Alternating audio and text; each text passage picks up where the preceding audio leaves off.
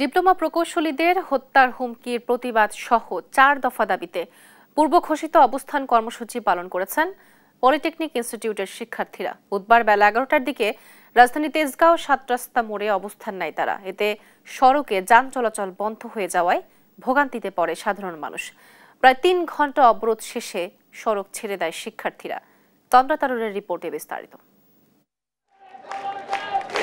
রাজধানী তেজগাঁওয়ের ব্যস্ততম ৭ রাস্তা মোড়। বুধবার সকালে সেখানে অবস্থান নিয়ে পূর্ব ঘোষিত অবরোধ কর্মসূচি পালন করে পলিটেকনিক ইনস্টিটিউটের শিক্ষার্থীরা। খণ্ড খণ্ড মিছিল নিয়ে ৭ রাস্তায় জড়ো হয় তারা। এবার ডিপ্লোমা প্রকৌশলীদের প্রকাশ্যে গুলি করে হত্যার হুমকির প্রতিবাদ, প্রকৌশল সেক্টরে পেশাগত সমস্যা নিরসনের লক্ষ্যে গঠিত অসম কমিটি প্রত্যাখ্যান এবং বিএসসি প্রকৌশলীদের দাবি প্রত্যাহার সহ ৪ দফা দাবিতে বিক্ষোভ করেন তারা।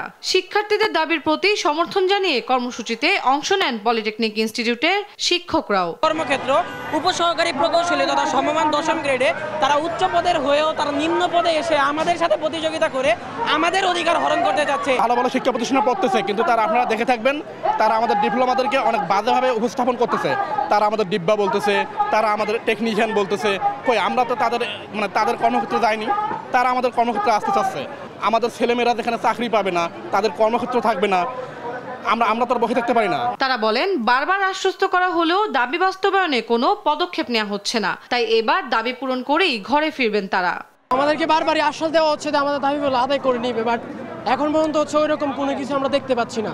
আগামীকাল সারা বাংলাদেশের সকল পলিটেকনিক ইনস্টিটিউট নিজ পলিটেকনিক ইনস্টিটিউটের অভিমুখে এবং গুরুত্বপূর্ণ পয়েন্টগুলোতে কাকতাড়ুয়া দহন কর্মসূচি পালন করবে।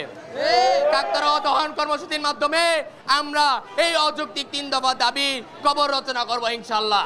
এদিকে শিক্ষার্থীদের অবরোধে তেজগাঁও সহ আশেপাশের এলাকায় যান চলাচল বন্ধ হয়ে যায়। ভোগান্তিতে পড়ে অফিসগামী ও সাধারণ মানুষ। পরে আইন শৃঙ্খলা বাহিনীর হস্তক্ষেপে সড়ক ছেড়ে যায় শিক্ষার্থীরা।